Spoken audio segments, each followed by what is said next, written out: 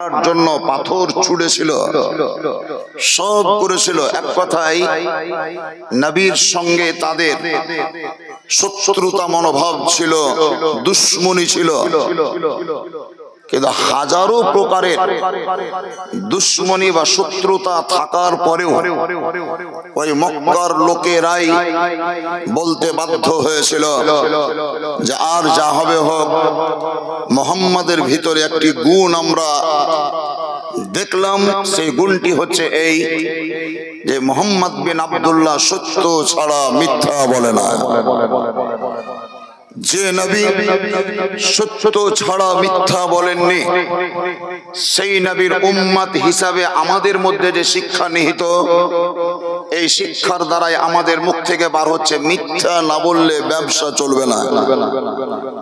এরকম মানুষ বলছে না, বলে না?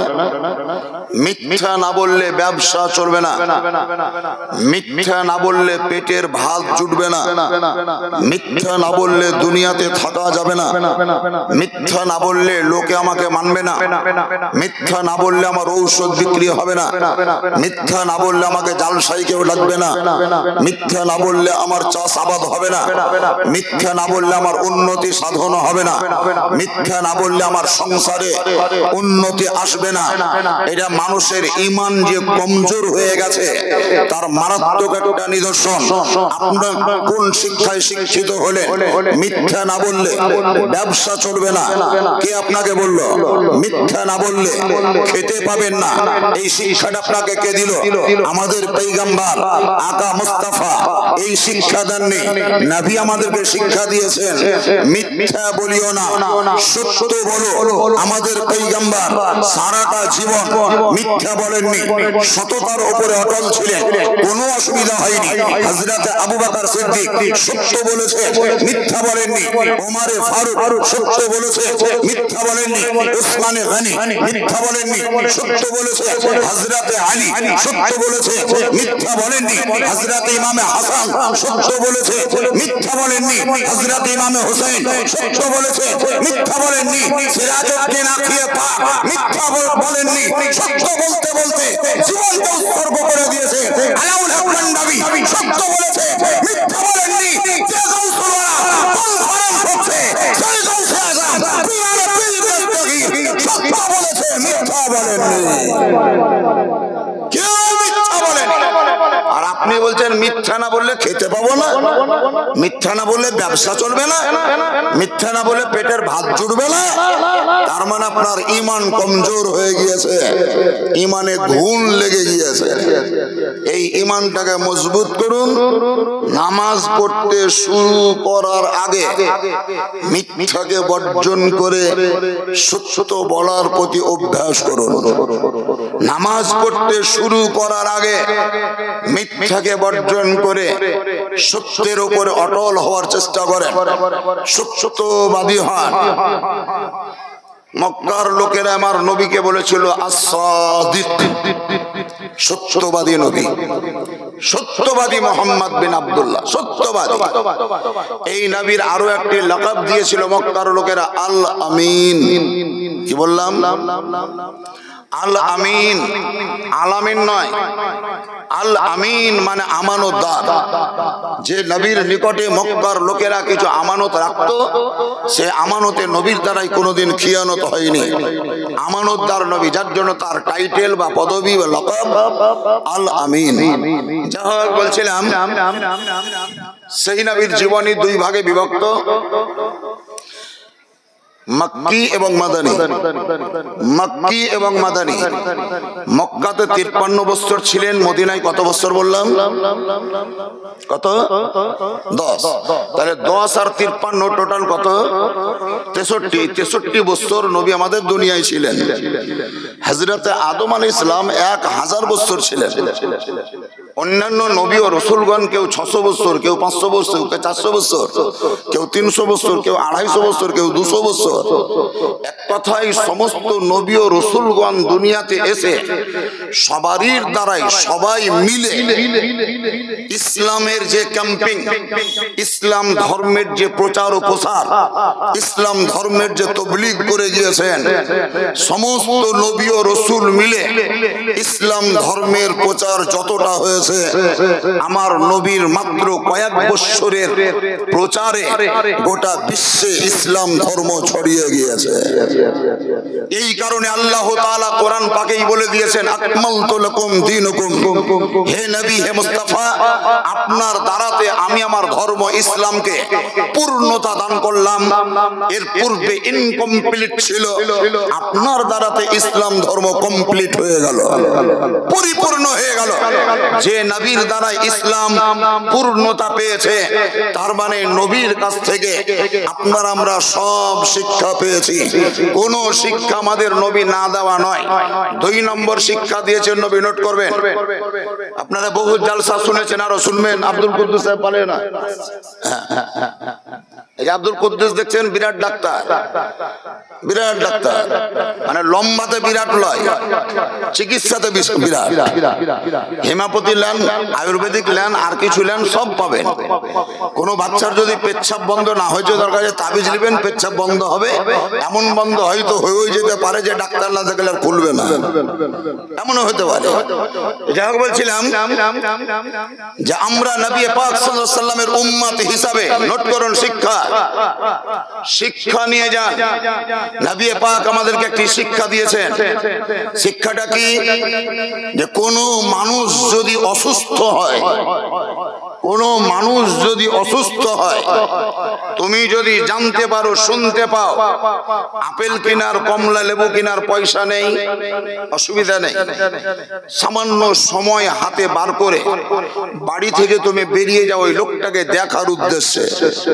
ওই লোকটার কাছে যাও, যে লোকটা অসুস্থ, শুনেছো তুমি, সে তোমার আত্মীয় হোক আর না হোক, সে তোমার রিলেশনের মধ্যে পড়ুক আর নাই পড়ুক, সে তোমার আপনজন হোক আর নাই হোক, যদি শুনেছো তোমার পাড়াতে বা গ্রামে কোনো মানুষ অসুস্থ হয়েছে, তাহলে সেই লোকটাকে দেখার নিয়তে বাড়ি থেকে বেরিয়ে যাও।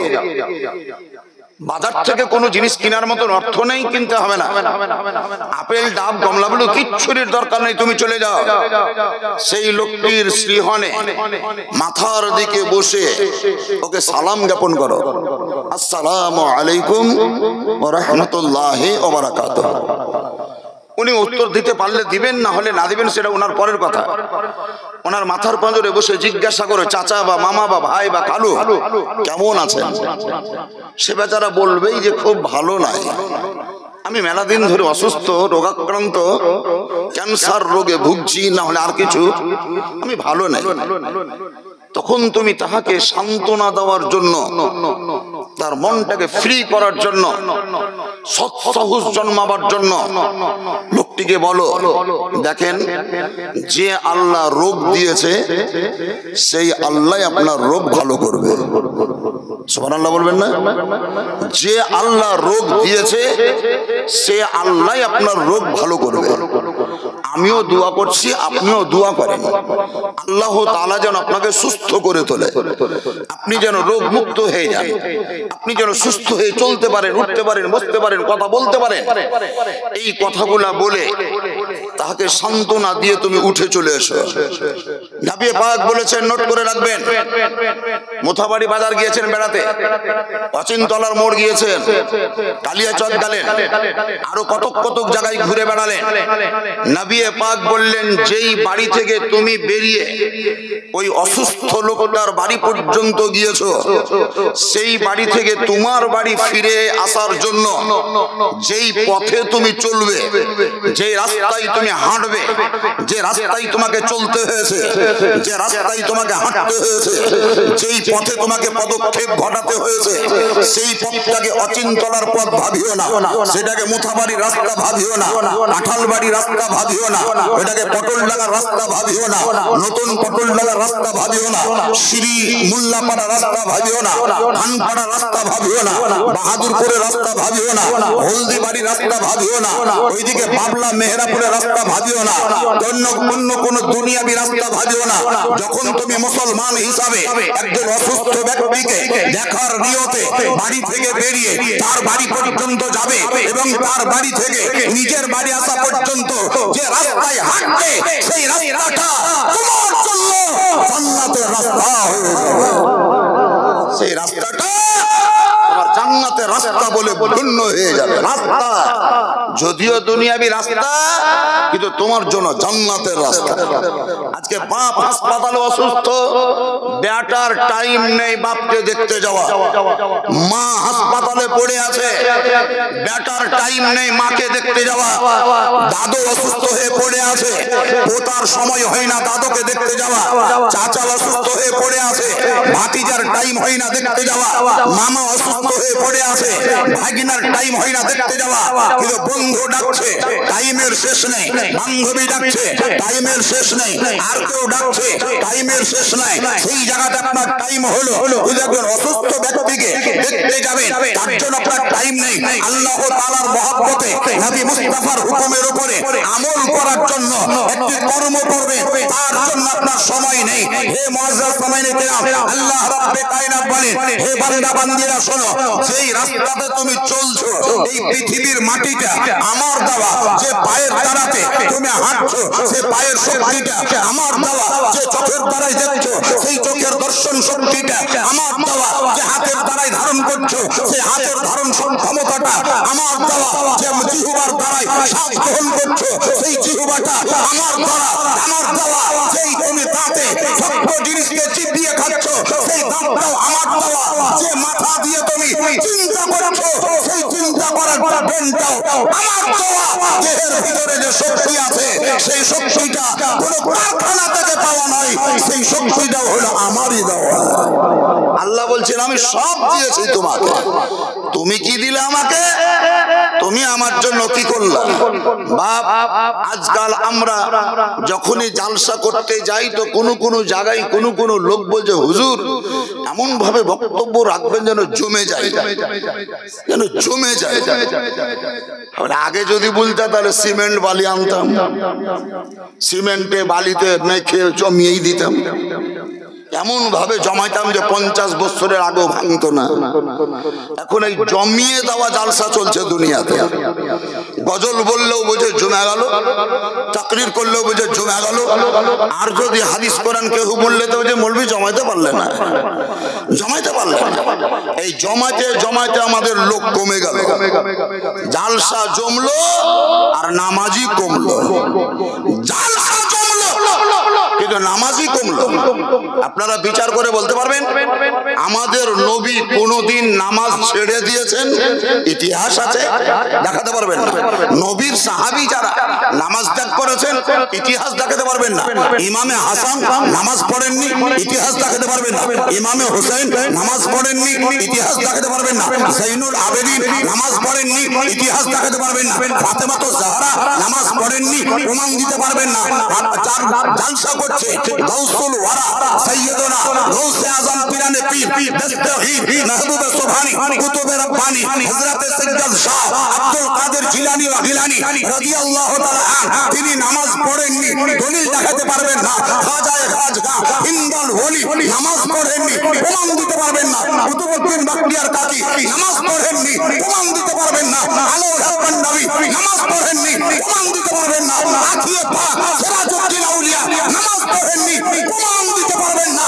ইমাম আহমদ রাজা আলা হযরত নামাজ পড়েননি, প্রমাণ দিতে পারবেন না। মাসরুর আহমদ কালিমি রাহমাতুল্লাহ আলাইহি নামাজ পড়েননি, এটারও আপনারা প্রমাণ দিতে পারবেন না।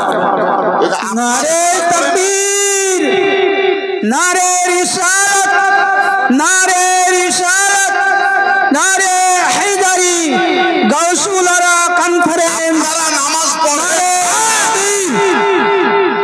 নিজের নিজের পীরকে নিয়ে গৌরব করে বেড়াচ্ছে, পীরের অহংকার সবাই দেখাচ্ছে। আমি অমুক পীরের মুরিদ, আমি অমুক পীরের মুরিদ, আমি অমুক পীরের মুরিদ, কিন্তু একবারও মুখে বলতে পারেন না যে আমি 5 ওয়াক্তের নামাজি, একবারও বলতে পারেন না যে আমি রোজাদার, একবারও বলতে পারেন না আমি সত্যবাদী, একবারও বলতে পারেন না যে আমি মিথ্যা কথা ধারি না, একবারও বলতে পারেন না যে আলেম ওলামাদেরকে আমি শ্রদ্ধা করি। আপনি মুরিদের দোহাই দিলেন কিন্তু নামাজকে ছেড়ে দিলেন, মুরিদের দোহাই দিলেন, সত্যকে বর্জন করলেন, মুরিদ হবার দোহাই দিলেন, আর বাকি ইসলামের আরকান ও আহকামকে আপনি কুরবানি দিয়ে দিলেন। আপনার মুরিদ হয়ে ফায়দা কোন জায়গায় হবে? শুনুন, আমার কথায় কেউ দুঃখ পাবেন না। আমি আগেই বললাম রাসূল পাক সাল্লাল্লাহু আলাইহি সাল্লাম এর জীবনী 2 ভাগে বিভক্ত। নবী আমার প্রথমে মানুষকে শিক্ষা দিয়েছেন সত্য বলো, মিথ্যা বলিও না। পরবর্তীতে যখন আল্লাহর তরফ থেকে আদেশ প্রাপ্ত হলেন তখন নবী বললেন তোমরা নামাজ পড়ো, নামাজ পড়ো। প্রথমে তুমি তোমার চরিত্রকে গঠন করো, আখলাককে তৈরি করো, চরিত্র বানাও, আখলাক বানাও, শিষ্টাচার বানাও। আপনার চরিত্র যদি কলঙ্কিত হয়ে যায়, আপনার আখলাক যদি নোংরা হয়ে যায়, তাহলে আপনি মানুষ কিসের, আপনি মুসলমান কিসের? এ বাবাজিরা ভাইরা, সেই নবী আকা মুস্তাফার উপরে 114টি সূরা অবতীর্ণ হয়েছে, তার মধ্যে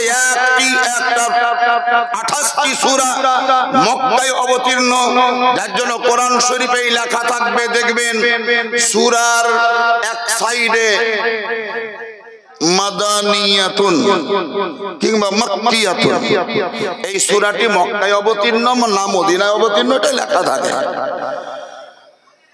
তো সেই 114টি সূরার মধ্যে একটি সূরার নাম সূরা ইখলাস। কি নাম বললাম? আপনারা জোরে বলেন, কি নাম বললাম? সূরা ইখলাস। ইখলাস, এই সূরা ইখলাস যদি কাউকে জিজ্ঞাসা করা হয় সূরা ইখলাস কোনটি, অনেকে হয়তো পারবে, আবার অনেকে পারবে না। যার জন্য কুল হু আল্লাহ বললে সবাই বুঝতে পারবে, সবাই বুঝে নেবে, ধ্যান দিয়ে বুঝুন। এই সূরা ইখলাস ছোট একটি সূরা, ছোট একটি সূরা। এই সূরার ফজিলত সম্পর্কে হয়তো কোন জায়গা আপনারা শুনেছেন। আমাদের নবী আকা মুস্তাফা সাল্লাল্লাহু তাআলা আলাইহি ওয়াসাল্লাম হযরতে আলীউল মুর্তজাকে ডেকে বলেছিলেন, হযরতে আলীকে, হে আলী, তুমি যখন এশার নামাজ পড়ে ঘুমাবে, দেখেন এশার নামাজ পড়ে ঘুমাবে, এর দ্বারাই বোঝা গেল তখনকার লোকেদের অভ্যাস ছিল এশার নামাজ পড়ে পড়েই ঘুমিয়ে যাওয়া। এই কারণেই তাদের ফজরের টাইমে ঘুম ভেঙে যেত। আর এখন আমরা নামাজ পড়ি আর না পড়ি, রাত 12টার আগে ঘুমাই না, রাত 11টার আগে ঘুমাই না, রাত 1:30টার আগে ঘুমাই না, রাত 1টার আগে ঘুমাই না। এই কারণে ফজরের আজান কখন হয়েছে কানে প্রবেশ করলেও শুনতে পাই না, ফজরের নামাজ কখন হলো জানতে পারি না, সূর্য কখন উদিত হয়ে গেল বুঝতেই পারি না, সূর্য ওঠা আপনি দেখতে পান না, ফজরের নামাজের সঙ্গে তো আপনার কোনো সম্পর্কই থাকে না। অথচ আমরা হাদিস দ্বারাই প্রমাণিত হয়ে, হাদিস দ্বারা আমরা অবগত হয়েছি, আমাদের পয়গম্বরের পয়গম্বর হাবিবে কিবতেগা শেহনশাহ জিওয়াকা মুক্তার সরকার মদিনার তাজদার পাপীদের উদ্ধার ইসলাম রবি প্রেমের ছবি নূরুন নবী মামিনার লাল মুরুদুল লাল মুক্তার হিলাল আহমদ মুস্তাফা নবী মুহাম্মদুর রাসূলুল্লাহ সাল্লাল্লাহু তাআলা আলাইহি ওয়াসাল্লাম বলে, কোন সাবালক মহিলা, কোন সাবালিকা মহিলা অথবা সাবালক পুরুষ যদি সে মুসলমান হয়, যদি সে ঈমানদার হয় আর নামাজ ফজর না পড়ে, ফজরের নামাজ না পড়ে যদি ঘুমিয়েই থেকে যায়, সূর্য যদি উঠে যায়, তাহলে সেই অবস্থাতে শুয়ে থাকলে নামাজ ছেড়ে দেওয়ার জন্য, নামাজকে তরক করার জন্য শয়তান বড় খুশি হয় আর আনন্দিত হয়ে ওই নামাজ তরককারী ব্যক্তির মুখে পেট্রাপ করে শয়তান চলে যায়। আপনারা কত খুশনসিব, কত বড় ভাগ্যবান, ফজরের নামাজ না পড়ে পেপসি কোকো কোলা খাওয়ার মতো আপনার মুখে শয়তানে পেচ্ছাব করে। আপনি বড় গৌরব করছেন, কষা দিয়ে লাল গড়ে যায়, চট্টানি লেগে থাকে। তোর দাদি বলছে আমার পোতা বড় লোক হবে। লাল গড়ে যাওয়া মানে বড় লোক হওয়ার লক্ষণ, মানে উল্টা কথা বলে প্রচার করে বেড়াচ্ছে। হযরতে রাসূল পাক আকা মুস্তাফা হযরত আলীকে বললেন, আলী তুমি যখন এশার নামাজ পড়ে ঘুমাবে তো বিছানায় শুয়ে যাওয়ার আগে, নোট করুন, বিছানায় শুয়ে যাওয়ার পূর্বে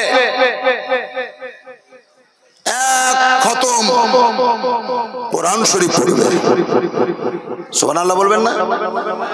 এক খতম কোরআন শরীফ পাঠ করবে, তিলাওয়াত করবে, তারপর তুমি ঘুমাবে। হযরত আলী বলেছিলেন, ইয়া রাসূলুল্লাহ, মাখারিজের সহিত, তাজবিদের সহিত, সিফাতের সহিত শুদ্ধ উচ্চারণ করে পরিষ্কার ভাবে একটা একটা করে কেউ যদি সূরা ফাতিহা থেকে সূরা নাস পর্যন্ত গোটা কোরআনকে পড়ে খতম করব মনে করে, তাহলে খুব কম সময় লাগলেও 5 থেকে 5.5 ঘন্টা টাইম লাগবে। আর সেই রাত্রিতে, যেই রাত্রিতে আপনি কোরআন পড়তে বলছেন, সেই রাত্রিটাও তো 5 থেকে 5.5 ঘন্টারই হয়। আমি এশার নামাজ পড়ে ঘুমাবার পূর্বে এক খতম কোরআন যদি পড়ি, তাহলে তো সারা রাত্রি আমার পেরিয়েই যাবে, অতিবাহিত হয়ে যাবে। আমি ঘুমাবো কখন? আমি নিদ্রামগ্ন হব কখন? আমার ঘুম আসবে কখন? নবী পাক বলেছিলেন, সরল পদ্ধতি বলে দিচ্ছি, ইজি রোড বলে দিচ্ছি, সহজ রাস্তা বাতলে দিচ্ছি। ঘাবড়াবে না, টেনশন নেবে না, চিন্তা করবে না। এক খতম কোরআন শরীফ পড়তে হবে। তার মানে এটা বুঝিও না যে সূরাতুল ফাতিহা থেকে শুরু করে সূরা নাস পর্যন্ত পাতার পাতা, পৃষ্ঠার পৃষ্ঠা, লাইন বাই লাইন তোমাকে পড়ে শেষ করতে হবে, ওইটা নয়। শুয়ার আগে, বিছানায় গড়া দেওয়ার আগে আউযু বিল্লাহ বিসমিল্লাহ সহ সূরা ইখলাস মানে কুল হুয়াল্লাহু আহাদ, এই সূরাটি মাত্র 3 বার পাঠ করবে, খুলুসিয়াতের সহিত, অন্তরের সহিত, দিল থেকে, প্রাণ থেকে, মন থেকে, কলব থেকে, হৃদয় থেকে 3 বার এই সূরাকে পাঠ করবে। আল্লাহ রাব্বুল তাআলা বড় দয়ালু, বড় দাতা, তোমাকে এক খতম কোরআনের সমতুল্য সওয়াব দান করবে। হযরত রাসূল পাক আকা মুস্তাফা নসিহত করলেন, কোরআন পড়ো দিয়ে ঘুমাও, কোরআন পড়ো দিয়ে ঘুমাও। আমার মা বলছে ওর পতিনকে, ওর পোতাকে, অনেক ভাই বলছে তার বেটাকে আর বিটিকে, 1.5 ঘন্টা পড়লি, এখন ঘুমাতে যাচ্ছিস তো লে একটা কার্টুন দেখ দিয়ে ঘুমা, একটা কার্টুন দেখ দিয়ে ঘুমা, কার্টুন দেখ দিয়ে ঘুমা। কার্টুন দেখলো ভূতের, কার্টুন দেখলো জিনে, কার্টুন দেখলো আর কিছুরই।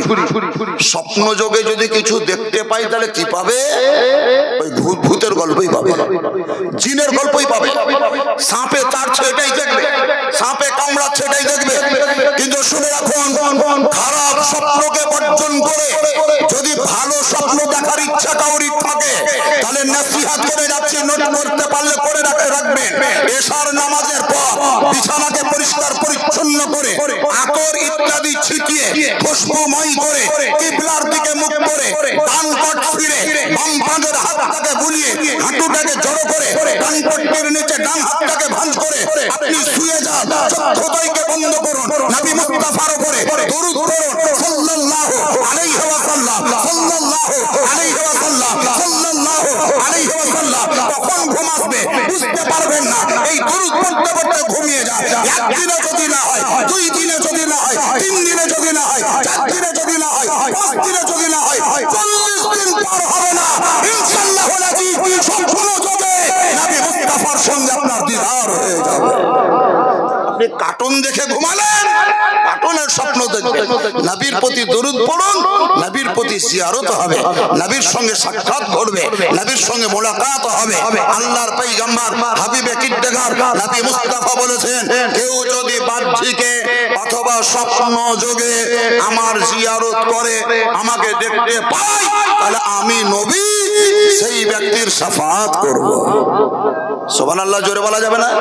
এটা হাত উঠিয়ে বলুন তো ইয়া রাসূলুল্লাহ, আরো জোরে বলেন ইয়া রাসূলুল্লাহ, ইয়া হাবিবাল্লাহ। এবারে তরজমা করছি, নোট করুন। বহুত ইউটিউবার আছে, ওরা ইউটিউব নিয়ে ব্যস্ত, ওরা কিন্তু জালসা শুনে না, জালসা শুনবে না, ওর ফটো কেমন উঠছে ওইটাই দেখবে। চারহানা সোজা পরিষ্কার না ল্যাবড়া, ফটোটা যেন পরিষ্কার হয় ওই দিকেও ব্যস্ত থাকবে। আপনারা অন্যদিকে ব্যস্ত থাকিয়েন না, আপনারা একটু আমার কথার দিকে ধ্যান দেন। প্রথম আপনাদের সম্মুখে আয়াতটি আমি পড়লাম কি কুল। ওলামায়ে কেরামগণ যারা আছেন যারা তো জানেন, আপনাদের নলেজে দিতে চাইছি কুল। এই কুল মানে বলো, বলো, বল, বলুন, একটাই শব্দ, একটাই জুমলা বা বাক্য।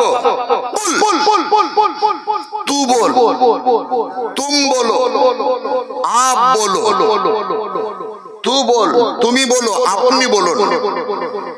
আল্লাহ তাআলা বলছেন আমার নবীকে, ধ্যান দেন, আল্লাহ তাআলা বলছেন আমার নবীকে কুল, আপনি বলুন হুয়াল্লাহু আহাদ, সেই আল্লাহ এক।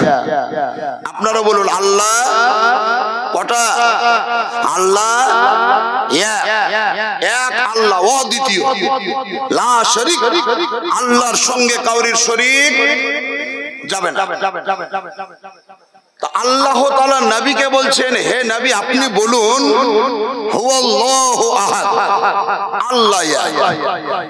আমাদের নবী আকা মুস্তাফা আল্লাহর নিকটে ফরিয়াদ করছেন ইয়া রব্বে কায়নাত, আমি তো বহুত পরে দুনিয়াতে এসেছি, বহুত পরে। আমার আগে হযরতে আদম আলাইহিস সালাম এসেছিলেন, উনি তো দুনিয়ার লোককে ওইটাই বলেছেন যে আল্লাহ এক। আমার পূর্বে হযরতে নূহ আলাইহিস সালাম এসেছিলেন, তিনিও বলেছেন আল্লাহ এক। হযরতে দাউদ আলাইহিস সালাম তিনি এসেছিলেন, উনিও মানব সমাজে এলান করেছেন আল্লাহ এক। হযরতে সুলাইমান আলাইহিস সালাম তিনিও দুনিয়াতে দীর্ঘদিন ধরে ছিলেন, তিনিও মানব সম্মুখে ডিক্লারেশন দিয়েছেন আল্লাহ এক। হযরতে মুসা কালিমুল্লাহ তিনিও বলেছেন আল্লাহ এক। হযরতে ইব্রাহিম খলিলুল্লাহ তিনি বলেছেন আল্লাহ এক। হযরতে ইসমাঈল জবিহুল্লাহ তিনিও বলেছেন আল্লাহ এক। হযরতে জাকারিয়া আলাইহিস সালাম তিনিও বলেছেন আল্লাহ এক। হযরতে দানিয়েল আলাইহিস সালাম তিনিও বলেছেন আল্লাহ এক। হযরতে ইউনূস আলাইহিস সালাম তিনি বলেছেন আল্লাহ এক। হযরতে ইয়াকুব আলাইহিস সালাম তিনিও বলেছেন আল্লাহ এক।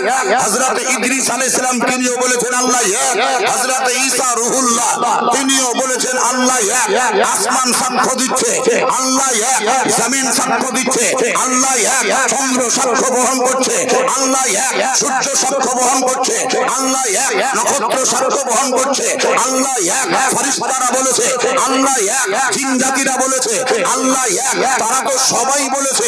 এখন আবার নতুন করে এই আখেরি জামানাতে শেষ পিরিয়ডে লাস্ট মোমেন্টে তুমি আমাকে নির্দিষ্ট করে বলতে কেন বলছো?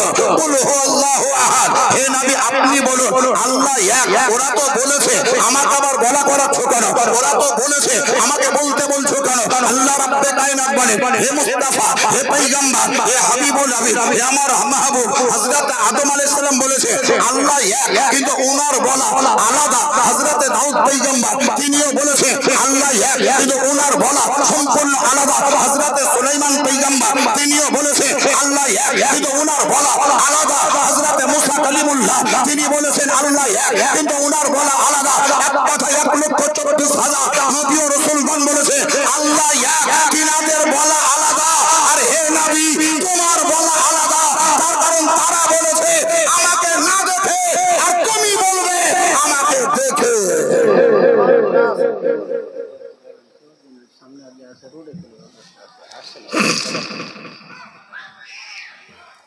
আল্লাহ তাআলা বলেন হে নবী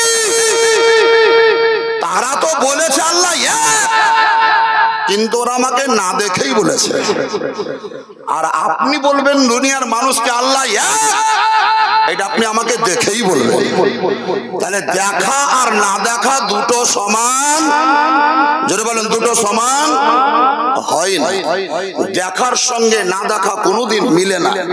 হে বাবজিরা, সেই নবী আকা মুস্তাফা সাল্লাল্লাহু তাআলা আলাইহি ওয়াসাল্লামের সঙ্গে যে সমস্ত মুসলমানদের সাক্ষাৎ হয়েছে, যে সমস্ত মুসলমানদের সাক্ষাৎ হয়েছে এবং ওই ঈমানি অবস্থাতে ইন্তেকাল করেছেন, তাদেরকে সাহাবী বলা হয়, তাদেরকে সাহাবী বলা হয়, তাদেরকে সাহাবী বলা হয়।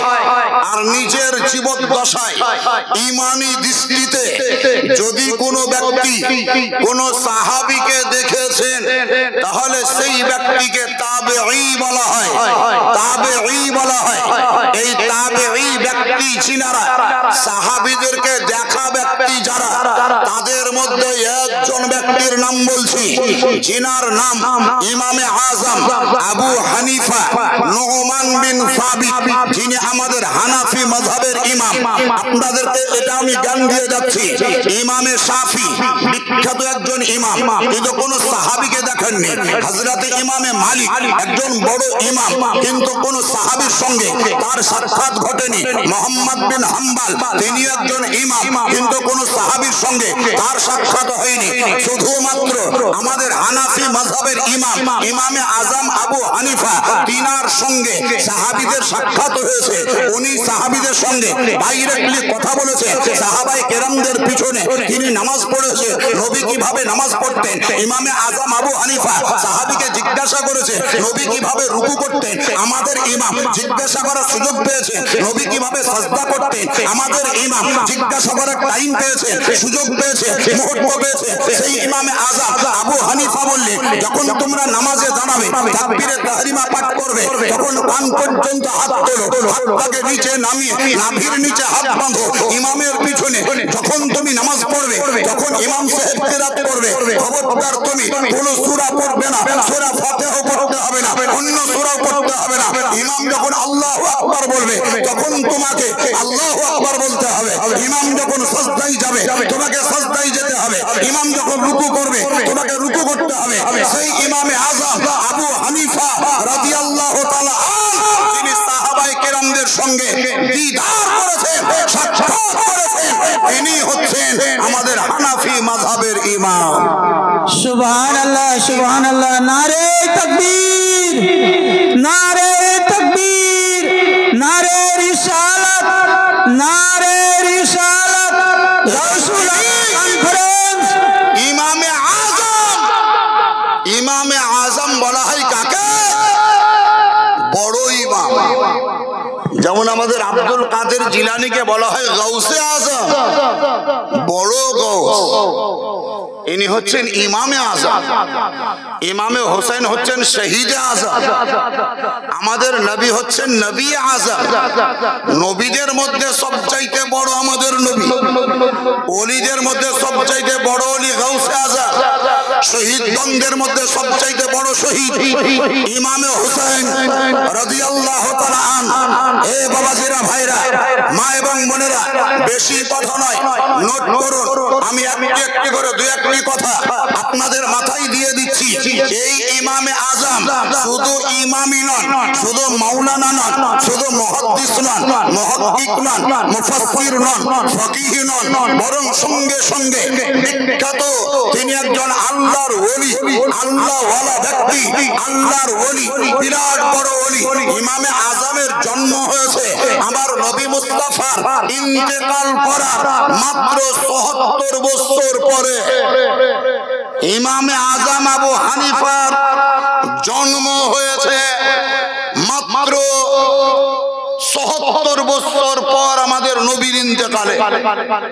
আর যাকে আমরা গাউসে আযম বলছি, আব্দুল কাদের জিলানী, তিনার জন্ম হয়েছে আমার নবীর ইন্তেকালে ৪৭৭ বছর পর। কত তফাৎ দেখে। ইমামে আযমের জন্ম হলো নবীর ইন্তেকালের মাত্র ৭০ বছর পরে, আর গৌসে আযম পিরানে পীর আব্দুল কাদের জিলানীর জন্ম হলো 577 বছর পরে, অনেকটা ডিস্টেন্স। বড় পীর আব্দুল কাদের জিলানী কবে থেকে এবং কতদিন পর্যন্ত, এটা হয়তো আপনারা শুনেছেন। তাবেঈদের মধ্যে বিখ্যাত একজন তাবেঈ, যিনার নাম হাসান আসকারী। বিখ্যাত একজন তাবেঈ, যিনার নাম হাসান আসকারী। এই হযরতে হাসান আসকারীর পর থেকে গাউসে আজম হচ্ছেন বড় পীর, আমাদের জন্য বড় পীর, বর্তমানের লোকেদের জন্য বড় পীর। ইনি বড় হিসাবে থাকবেন কতদিন? তো যেই পৃথিবীতে ইমামে মেহেদী যতদিন না আসবে, ইমামে মেহেদী যেই দিন চলে আসবে, সেই দিন তিনি আর ওই ইমামে মেহেদী থেকে ওই দিককার লোকের জন্য তিনি বড় পীর নন। বড় পীর হচ্ছে মিডিলে, হাসান আসকারীতে শুরু, ইমামে মেহেদীতে শেষ।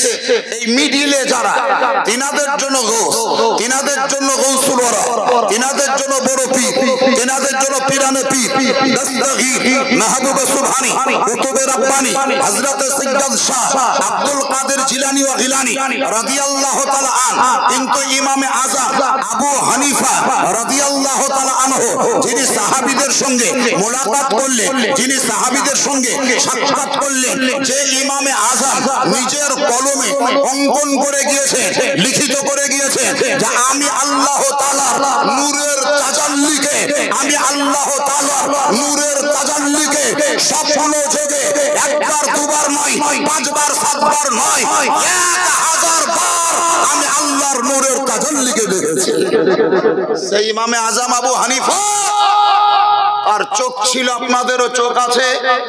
ইমামে আযম কোন একদিন মসজিদের বারান্দায় বসে আছেন, কোন একজন লোক রাস্তা দিয়ে হাঁটতে হাঁটতে মসজিদে ঢুকে ওযু বানালো। ওযু নিশ্চয় আপনারা শুনেছেন যে মানুষ যখন ওযু করে তখন এই চোখের দ্বারাই যে গুনাহ, মুখের দ্বারাই যে গুনাহ হয়ে থাকে, ওযু করার টাইমে সেই ওযুর পানির সঙ্গে ওই গুনাহগুলা, সগীরা গুনাহ ঝরে পড়ে যায়।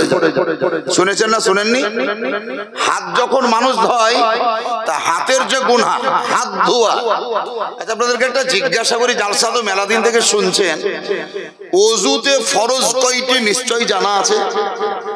জানা নাই? কয়টি ফরজ? ওযুতে ফরজ কয়টি?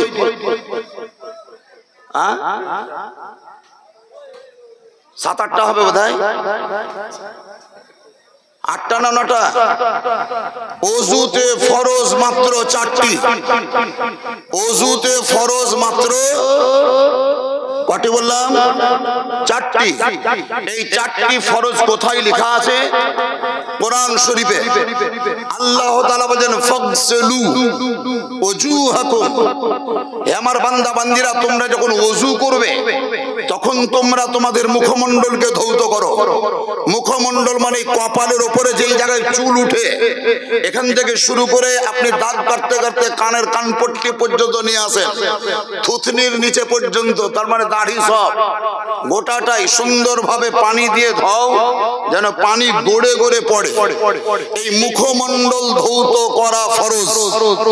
2 নম্বর আল্লাহ বললেন ওয়া আইদিয়াকুম ইলাল মারাফিক, কোনই পর্যন্ত এই যে হাড্ডি দেখছেন, হাড্ডি এর উপর থেকে শুরু করে গোটা হাত, 2 হাতকে ধৌত করা।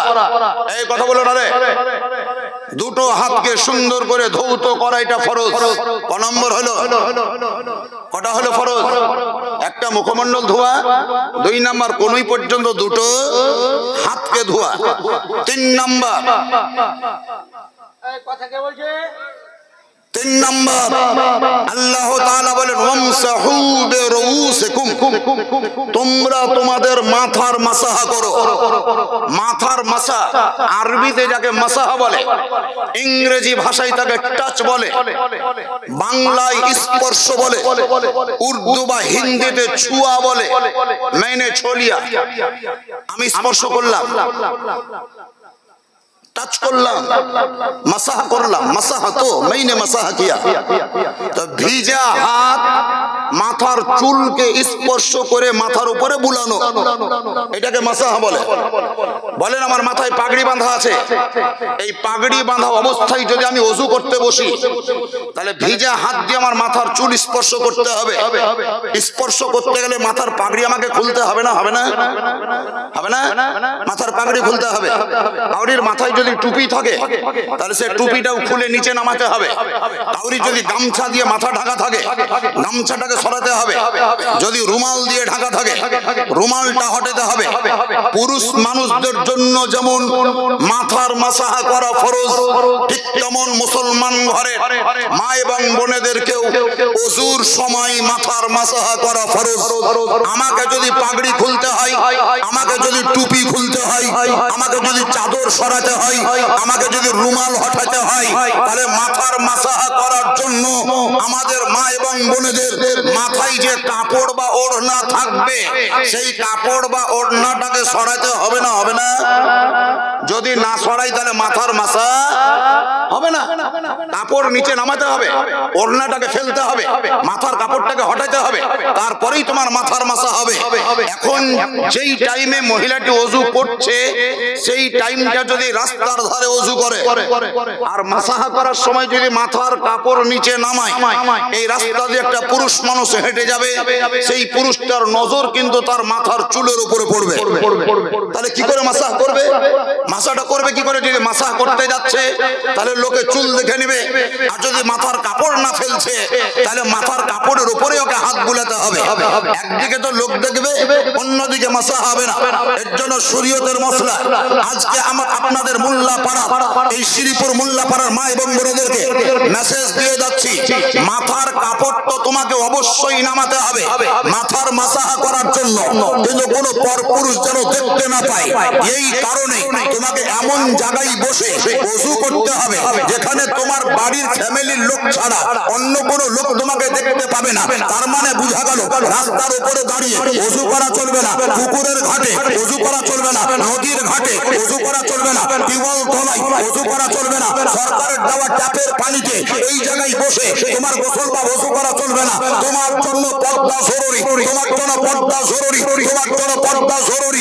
সোনা বড় মূল্যবান ধাতু, যেখানে সেখানে যেমন ফেলে রাখা যাবে না, ঠিক তেমন তোমরা আমার মা এবং বোনেরা আল্লাহ তাআলার তরফ থেকে বড় সম্মানিতা, বড় ইজ্জত প্রাপ্তা, বড় দামি, বড় মূল্যবানের বস্তু তোমরা। তোমাদের দেহকে উলঙ্গ রাখা যাবে না, তোমাদের দেহকে বস্ত্রহীন করা যাবে না, তোমাদের বস্ত্রকে উন্মুক্ত করে রাখা যাবে না, তোমাদের দেহকে হাতের তলা, মুখমণ্ডল, পায়ের তলা ছাড়া সর্ব দেহকে সদা সর্বদাই ঢেকে রাখতে হবে, না হলে আল্লাহ তাআলা নারাজ হয়ে যাবে। আর আপনার বিটি ক্লাস 9-এ পড়ছে, ওড়না তো কিনে দিয়েছে, চুড়িদারও দিয়েছে, কিন্তু চুড়িদার পরিধান করার ওড়নাটা মাথায় না দিয়ে বগলের তল দিয়ে ঘরে এরকম করছে। আর মাথার চুল ওলা, মাথার চুল খোলা। আপনি কি দেখতে পান না? আপনি কি বিটিটার বাপ নয়? আপনি কি দাদু নয়? আপনি কি দাদা নয়? আপনি কি ভাই নয়? আপনি কি মামা নয়? আপনি কোনোদিন তাকে নিষেধ করেছেন? কোনোদিন তাকে বাধা দিয়েছেন? কোনোদিন তাকে তাবলীগ করেছেন? কোনোদিন ক্যাম্পিং করেছেন? কোনোদিন তাকে বুঝিয়েছেন? আপনি বুঝাননি। বলছেন মডার্ন যুগ, এরকম চলবে। আপনি যেমন মডার্ন, আপনার বিটি মডার্ন, আপনার স্ত্রী মডার্ন, আপনার বোন মডার্ন, আপনিও মডার্ন। শুনে নেন, মডার্ন মানে আধুনিকের সঙ্গে তাল মিলাতে যদি যান, তাহলে বেতাল হয়ে যাবে। আর নবী ও সাহাবীদের সঙ্গে যদি তাল মিলাতে যান, ইনশাআল্লাহ বলেছি সেই যুগে সেই সময় আপনার বেড়া পার হয়ে যাবে। আপনি বেতাল হয়ে না। বলছিলাম বাবাজিরা, আমাদের নবী আকা মুস্তাফা আহমদ মুস্তাফা সাল্লাল্লাহু আলাইহি সাল্লামের উপরে যে কোরআন অবতীর্ণ হলো, সেই কোরআন পাকের মধ্যে লেখা আছে ফাগসলু ওজুহাকুম, এক নাম্বার মুখমণ্ডল ধর, ওয়া আইদিয়াকুম ইলাল মারাফিক, কোনই পর্যন্ত দুটো হাত ধর, তিন নাম্বার ওয়ামসাহু বিরুসিকুম, মাথার মাসাহ করো। চার নম্বরে কি লেখা আছে? ওয়া আরজুলাকুম ইলাল কাবাইন, এই গুঠির ওপর পর্যন্ত দুটো পা ধর। আপনারা বলবেন যে এগুলো তো আমরা মক্তবেই শিখেছি, এটা তো মক্তবের মৌলবীরাই বলে, জুম্মা মসজিদে মৌলবী সাহেব কত বলে, আপনি একটা বক্তা হয়ে গেলেই বলছেন। আমি তো কেসা কাহিনী, আমি তো গল্প করি না, কোরআনই বলছি। তাহলে কোরআন শরীফ বলছি, আমি কোন উদ্দেশ্যে বলছি ওটা নোট করে। ওযু করার কটা ফরজ পেলাম? আল্লাহ কোরআনে প্রথম বলল ফাগসিলু ওযুহাকুম। এশার নামাজ কিছুক্ষণ আগে পড়লাম, এশার নামাজ পড়তে গিয়ে ওযু করলাম, তো প্রত্যেকটা নামাজিকে ফলো করলাম, দেখলাম যে আল্লাহর বিধানের ওপরে আমল না করে প্রথম পানি নিয়ে কবজি পর্যন্ত হাত ধুইল। কবজি পর্যন্ত হাত, এটাকে কবজি বলেন না কপচা বলেন, কি বলেন, কি বলেন? কবজি কপচা সবই বলেন, কালাইও বলতে পারেন। তাহলে কবজি পর্যন্ত হাত ধুলেন প্রথম। 2 নম্বর স্টেজে আপনি হাতের তলায় পানি নিয়ে মুখে ভরে কুল্লি করলেন। গড়গড়া কেউ করছে, কেউ করে না। গারগারা কাকে বলে? পানি নিয়ে মুখের দিকে মাথা ছেড়ে এটাকে গারগারা বলে। রোজার অবস্থায় গড়গড়ার সহিত কুল্লি করা নিষেধ। কেন? উপর থেকে মাথা করবা, লালহা খোলা থাকবে, ডেন ফাঁকা থাকবে, তুমি বুঝতেই পারবে না 2-3 ফোঁটা পানি ভিতরে চলে যাবে। যার জন্য আর গড়গড়া করিও না, এমনি মুখে পানি ভরে থুক করে ফেলে দাও। গড়গড়া করা নিষেধ রোজার মাসে। তো গড়গড়া করে কুল্লি করলে উযু করতে গিয়ে দুটো হলো। 3 নম্বরে আমরা পানি হাতের তলায় নিয়ে নাকের ফুটাতে ভরলাম, ছিদ্রে সুরা নাকের ভিতরে ভরলাম। কটা হলো? 3টি। আচ্ছা, কবজি পর্যন্ত ধুইতে হবে, এটা তো কোরআনে নাই। মুখে পানি ভরে কুল্লি করতে হবে, এটা কোরআনে নাই। নাকে পানি ভরে নাক পরিষ্কার করতে হবে, এটা কোরআনে নাই। ওযু করার জন্য কোরআন বলেছে ফাগসিলু ওযুহাকুম, মুখমণ্ডল ধৌত করো। কিন্তু মুখমণ্ডল ধোয়ার আগে আমরা 3টা স্টেজ অতিক্রম করলাম, 3টা সিঁড়ি পার হলাম। 3টা স্টেজ অতিক্রম করার পর 4র্থ নম্বরে আল্লাহর বিধান কোরআনের উপরে আমল করলাম। হাত ধোয়ার জন্য কে বললো? পৃথিবীর কোন ঋষি মনীষী আপনাদের বর্তমানের কেউ বলেনি।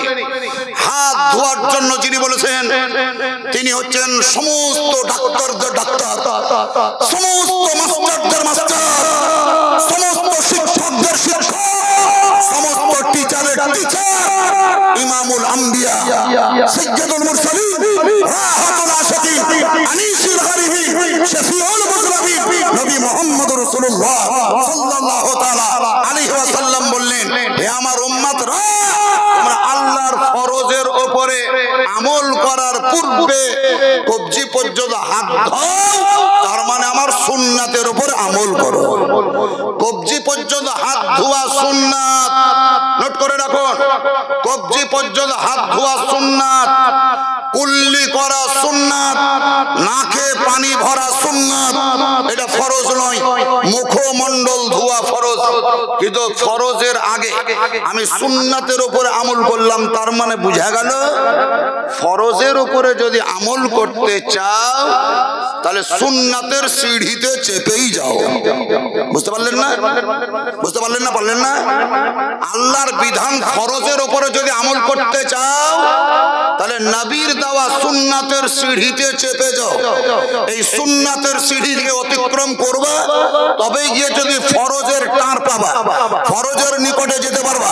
এখান থেকে আরো পরিষ্কার হলো, তুমি যদি আল্লাহর নৈকট্য লাভ করতে চাও, আল্লাহ তাআলার ফজল ও করম পেতে চাও, আল্লাহকে আপন করতে চাও, তুমি যদি আল্লাহর নিজের হতে চাও, তুমি যদি আল্লাহর প্রিয় হতে চাও, তুমি যদি আল্লাহর মাহবুব হতে চাও, তাহলে নবী মুস্তাফার পাইরাবি করো, নবী মুস্তাফার তাবেদারি করো।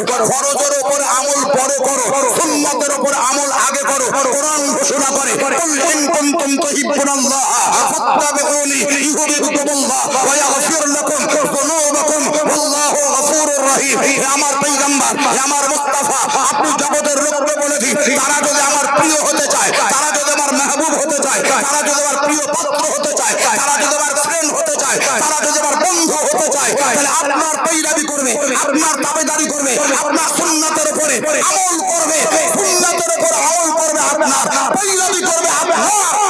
আমি আল্লাহ আপনার উম্মতকে ভালোবাসবো, তার সঙ্গে সঙ্গে আমি আল্লাহ আপনার উম্মতের গুনাহকে মাফ করে দেব। নবীর পাইরাবি করেন, জাগা পেরিয়ে সারা রাত আছে, পেরিয়ে যাবে। সারা রাত শুরু তো করেছি আমি 10টা 20-তে, 11টা বাজছে, তার মানে মাত্র ক মিনিট হলো, 40 মিনিট হলো। এখন থেকে আর ঘড়ি দেখা থেকে চলবে না। ঘড়ি আগেও দেখিনি, এখনো দেখবো না, পরেও দেখবো না। কোরআন শরীফে লেখা আছে সাআতো করিবুন, কিয়ামত করিব है, কিয়ামত করিব है, কিয়ামত খুব কাছে। ঘড়ি দেখো আর না দেখো, ঘড়ি চলুক আর না চলুক, কিয়ামত খুব কাছে। এই 3টি সুন্নাতের উপরে আমার নবী আমল করতে বললেন কেন? নোট করে রাখুন। ওলামায়ে কেরামগণ, জিম্মেদার আলেমগণ আছেন। পানিতে 3টি গুণ আছে, পানিতে 3টি বৈশিষ্ট্য আছে, পানির 3টি খুসুসিয়াত আছে, পানির 3টি গুণ আছে। 1 নাম্বার পানির রং। তুমি ফরজের উপরে আমল করবা তো পানির রংটা ঠিক আছে না নাই তুমি চেক করলে, রংটা ঠিক আছে না নাই চেক করো। তাহলে চোখে দেখো, পানির রং চেক করো, হাতটাও ধোও, হাতের ময়লাটাও দূর হবে, পানিটা চেক করাও হবে। রং ঠিক হয়ে গেল, একটা মেশিন আপনাকে প্রমাণ দিয়ে দিল রং ঠিক আছে। এবারে পানির আরো একটি গুণ তোমাকে যাঞ্চ করতে হবে, সেটা হলো পানির স্বাদ। স্বাদ, মজা, স্বাদটা ঠিক আছে না নাই। এই স্বাদটাকে যদি যাঞ্চ করতে চাও তাহলে ল্যাবে নিয়ে গেলে হবে না, ল্যাবে দিলে হবে না, ব্লাড টেস্ট যেখানে হয় ওখানে দিলে হবে না, এমআরআই করলে হবে না, ইসিজি করলে হবে না, ইউএসজি করলে হবে না, আল্ট্রাসোনোগ্রাফি করলে হবে না, ইকো করলে হবে না, টিকো করলে হবে না। কানে ভরলে বুঝতে পারবা না, চোখে দেখলে বুঝতে পারবা না, হাতে ধরলে বুঝতে পারবা না, পানিতে নামলে বুঝতে পারবা না, মাথায় ধরলে বুঝতে পারবা না, চোখে ছিটালে বুঝতে পারবা না, অন্য কোনো জায়গায় দিলে বুঝতে পারবা না। পানির স্বাদ ঠিক আছে না নাই, এটাকে যদি যাঞ্চ করতে হয়, এটা যদি পরখ করতে হয়, এটাকে যদি পরীক্ষা করতে হয়, তাহলে হাতের তলায় পানি নিয়ে তুমি মুখে দাও। আল্লাহ তাআলার দেওয়া একটা কম্পিউটার তোমার মুখের ভিতরে আছে, আল্লাহ তাআলার দেওয়া একটা মেশিন তোমার মুখের ভিতরে আছে, আল্লাহ তাআলার দেওয়া একটা যন্ত্র তোমার মুখের ভিতরে আছে। যে যন্ত্রটা ব্যাঙ্গালোরে পাওয়া যায় না, যে যন্ত্রটা ভেলোরে পাওয়া যায় না, যে যন্ত্রটা হায়দ্রাবাদে পাওয়া যায় না, যে যন্ত্রটা পিজি হাসপাতাল দিতে পারে না, যে যন্ত্রটা পিজি হাসপাতাল দিতে পারে না, যে যন্ত্রটা রাজা বাবা নার্সিং হোম দিতে পারে না, সেই যন্ত্রের নাম হলো জিহবা। এটা আল্লাহর দান, আল্লাহর অবদান। মিষ্টি দিবা, জিহবা বলে দেবে, টক দিবা, জিহবা বলে দেবে, আরো কিছু দেবা, জিহবা তোমাকে স্যাটিসফাইড করে কলিল দিয়ে দেবে। এটা মিষ্টি, এটা টক, এটা ঝাল, এটা তিতো। এই রিপোর্ট দেওয়ার জন্য যে মেশিন আছে মুখের ভিতরে, তার নাম জিহবা। পানির স্বাদ ঠিক আছে না নাই, এটাকে পরীক্ষা করার জন্য মুখে ভরো। তোমার মুখের ভিতরে দাঁতের ফাঁকে কিছু যদি ময়লা কাটি ভরা থাকে সেটাও পরিষ্কার হবে, আর জিহ্বার দ্বারাই তোমার পানির স্বাদটা প্রমাণ হয়ে যাবে। 3 নম্বর নবী বলেছেন পানির ভিতরে আরো একটা গুণ আছে, ওটা গন্ধ। গন্ধ, গন্ধ 2 প্রকারের হয়, সুগন্ধ, দুর্গন্ধ। সুগন্ধ, দুর্গন্ধ। দুর্গন্ধ মানে খারাপ গন্ধ, সুগন্ধ মানে ভালো গন্ধ। ওই পানির গন্ধটা ঠিক আছে না নাই, পানির গন্ধটা ঠিক আছে না নাই, ওটাও তোমাকে যাচাই করতে হবে। সেটা যাচাই করতে গেলে কিসে করবে? যে মুখে নয়, চোখে নয়, হাতে নয়, ওই গন্ধটা যাচাই করার জন্য নাকে ভরো। নাকে পানি ভরলে নাকের ভিতরকার ময়লাও পরিষ্কার হবে, তোমার গন্ধটাও পরীক্ষা হয়ে যাবে। 3টা মেশিন দ্বারাই যখন পানিকে সার্টিফিকেট দিয়ে দেবে ঠিক আছে, ওকে, গ্রিন সিগন্যাল যখন হবে, তখন তুমি খাবলে পানি নিয়ে কোরআনের কথা মোতাবিক এবার মুখমণ্ডল ধৌত করো। বুঝতে পারা গেল ফরজের উপরে আমলের আগে সুন্নাতের উপরে আমল করতে হবে। আপনারা আমল করবেন না, করবেন না সুন্নাতের উপর আমল? ওই সুন্নাতের মধ্যে একটা সুন্নাত বলে দিচ্ছি, কোন যুবক ভাই যদি আছেন তো শুনবেন। আমার মুখে থুতনিতে যে দাড়ি দেখছেন, এই সাহেবের থুতনিতে যে দাড়ি দেখছেন, যাদেরই থুতনিতে দাড়ি দেখতে পাচ্ছেন, এই দাড়ি ব্লেড দিয়ে, খুর দিয়ে আর কোন অস্ত্র দিয়ে এইভাবে চেঁচে ফেলা হারাম। সুদ খাওয়া শুধু হারাম নয়, মদ্যপান করা শুধু হারাম নয়, জুয়া খেলাটাই শুধু হারাম নয়, ঘুষ খাওয়াটাই শুধু হারাম নয়, যেটা হারাম ভাবেন শুধু ওইটাই হারাম নয়, নবীর সুন্নাতে দাড়িকে চেঁচে ফেলা হারাম, কিন্তু দাড়ি মুখে রাখা এটা সুন্নাতে মুআক্কাদা। সুন্নাতে মুআক্কাদা। দেখেন আমার মাথায় পাগড়ি আছে, আমি যেদিন মরবো এই পাগড়ি আমার সঙ্গে যাবে না। যে জুব্বাটা পরিধান করে আছি, যদিও জুব্বাটা পরিধান করা সুন্নাত, কিন্তু এটা আমার সঙ্গে কবরে যাবে না। যে পায়জামাটা পরে আছি, যদিও সাহাবায়ে কেরামদের সুন্নাত, কিন্তু এই পায়জামা আমার সঙ্গে কবরে যাবে না। আমি হয়তো ওযু করতে গিয়ে হাত ধুলাম, কবজি ধুলাম, এটাও সুন্নাত, কিন্তু ওইটা আমার সঙ্গে যাবে না। কিন্তু আপনার দেহের সঙ্গে শুধুমাত্র নবী মুস্তাফা একটাই সুন্নাত বিরাজ করবে। আপনি কবরে যাবে তাও সঙ্গে থাকবে, আপনি গোসল করবে তাও সঙ্গে থাকবে, কাফন পরবে তাও সঙ্গে থাকবে, হাসরের প্রান্তরে উপস্থিতি দেবেন তবুও সঙ্গে থাকবে। সেই সুন্নাতটার নামই হলো দাড়ি রাখার সুন্নাত। এই সুন্নাতটা আপনার সঙ্গে কবরে যাবে।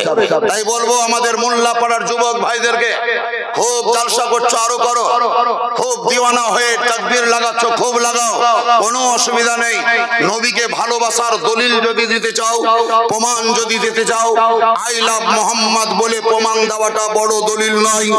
নবীর সুন্নাতের উপরে আমল করে মুখে যদি দাড়ি রাখতে পারো, এটাই বিরাট বড় দলিল হয়ে দাঁড়াবে, এটা বড় বড় সুন্নাত হয়ে দাঁড়াবে।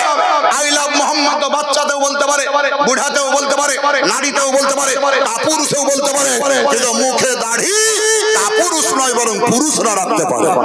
তুমি যদি পুরুষ হিসাবে প্রমাণ দিতে চাও, নবীর প্রেমিক যদি হতে চাও, তাহলে আজ থেকে অঙ্গীকার করো যে আমি আর কোনোদিন নবীর কথা মোতাবেক এই সুন্নাতে মুআক্কাদাকে তরক করব না। এক কথায় দাড়ি চেঁচে আমার নবীকে কষ্ট দিব না। আই লাভ মোহাম্মদ বললাম যে নবীর প্রেমিক আমি প্রমাণ করলাম, আর সকাল বেলাতে দাড়ি চেঁচে ফেলে দিলাম, দাড়ি চেঁচে ফেলে দিলাম। আচ্ছা বলেন দাড়ি চাঁচলে নবী কষ্ট পাবেন না পাবেন না? তাহলে আপনার ওই আই লাভ বলা আই লাভ মোহাম্মদ বলা শুনবে না আপনার দাড়ি চাঁচা দেখবে? কোনটা, কোন দিকে যাবেন আপনি? প্রমাণ দেন, নবীকে প্রেম করেন, নবীকে ভালোবাসেন, আই লাভ মোহাম্মদ তখন বলবে। এখনো বলেন, আমি নিষেধ করছি না, যত পারেন বলেন, কিন্তু বাহ্যিকে রূপ দেওয়ার জন্য আপনি দাড়ি রাখেন। আল্লাহ তাআলাকে খুশ করার জন্য 5 ওয়াক্তের নামাজ পড়েন। আল্লাহ তাআলার দরবারে সওয়াবের অধিকারী হওয়ার জন্য বাপ এবং মায়ের শ্রদ্ধা করেন, বড়দের ইজ্জত করেন। আর এই জালসা আজকে করছেন আরও করেন, আগামী বছরেও করবেন। আগামী বছরে জালসা করবেন না করবেন না? আপনারা জোরে বলেন তো, করবেন না করবেন না? তাহলে এই জালসার জন্য যে প্যান্ডেলটা দেখছেন, প্যান্ডেল বিরাট বড় ঢেউ খাওয়া প্যান্ডেল, এখানে এক ঢেউ, এখানে এক ঢেউ, এটাকে ঢেউ বলে, ভাঁজ হওয়া ঢেউ। স্টেজ দেখছেন বড় সুন্দর স্টেজ, লাইট গুলা দেখছে যে ফিচিক ফিচিক করছে, দারুণ লাগছে। ওইদিকে দেখলাম তো জঙ্গলের আশপাশ দিয়ে লাইট, সুবহানাল্লাহ। এদিকে দেখলাম তো অনেক দূর ধরে লাইট, এদিকে দেখলাম তো মেলা দূর বাগানের ভিতরেও লাইট, লাইটে লাইটময় হয়ে আছে। আর মাইক মান আমাদের এখানে স্থির ভাবে বসে আছে, ওখানে বক্স, এখানে বক্স, ওইদিকে হরেন, ওইদিকে স্পিকার, এদিকে আর কিছু, বহুত টাকার ব্যবধানের ব্যাপার আছে। এগুলো আমরা সওয়াবের কাজ করছি, মুস্তাহাব কাজ করছি, নফল কাজ করছি। আল্লাহ তাআলা এই কাজের বিনিময়ে যে সওয়াব আমাদেরকে দান করবে, সেই সওয়াব যেন আমাদের মাগফিরাতের ওসিলা হয়ে দাঁড়ায়, মাগফিরাতের জারিয়া হয়ে দাঁড়ায়। উঁচু আওয়াজে সকলে বলুন আল্লাহুম্মা আমিন। গাউসে আজম পিরানে পীর দস্তগীর মাহবুব সুবহানী কুতুবে রব্বানী হযরত সৈয়দ শাহ আব্দুল কাদের জিলানী ও গিলানী রাদিয়াল্লাহু তাআলা আনহু, তিনি বলেছিলেন, আমি বাগদাদের সরজমিন থেকে ডিক্লারেশন দিচ্ছি, এলান করছি, যদি পৃথিবীর পূর্ব প্রান্তর থেকে কোন একজন ব্যক্তি আমাকে অন্তর থেকে শ্রদ্ধা করে, অন্তর থেকে ভালোবাসে, অন্তর থেকে প্রেম করে, আর মনে মনে নিয়ত করে নাই আমি গাউসে আজমের মুরিদ, গাউসে আজমের মুরিদ, গাউসে আজমের মুরিদ, তো গাউসে আজম বলেন আমি তাকে নিজের মুরিদের দপ্তরে তার নাম নোট করে নেব। সেই গাউসে আজমের মজলিসে বসে আছেন, গাউসে আজমের মহব্বতে নবী মুস্তাফার প্রেমে পড়ে একটা লোক হাত তোলেন, আগামী বছরের জালসার উদ্দেশ্যে 1100 টাকা লাগবে। 1100 টাকা দিতে হবে, 1100 টাকা, 1100 টাকা আগামী বছরের জালসার উদ্দেশ্যে আপনাকে দিতে হবে। এমন